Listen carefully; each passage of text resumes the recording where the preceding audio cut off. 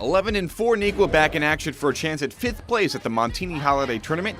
Huntley and Allie Andrews stand in the Wildcats' way. Andrews coming off a 26-point performance.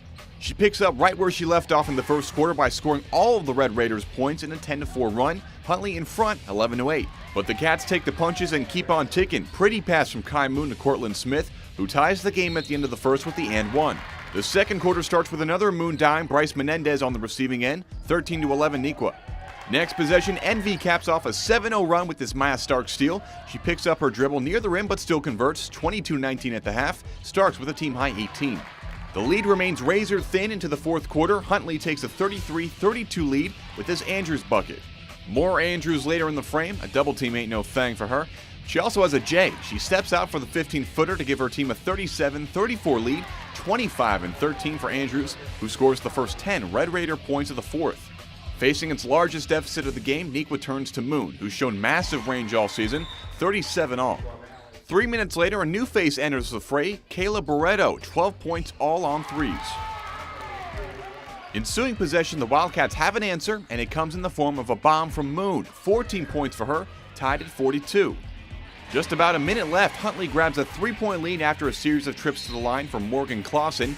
That means Neuqua's down by 3 with a chance to tie before the final buzzer, but with only 5 seconds to work with, Moon can't get the shot off. Neuqua good for 6th place. We weren't really as comfortable as we wanted to, and I think that's why we didn't get the shots that we wanted, especially towards the end.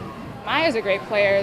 One of her best assets I feel like that she has is that she's so quick.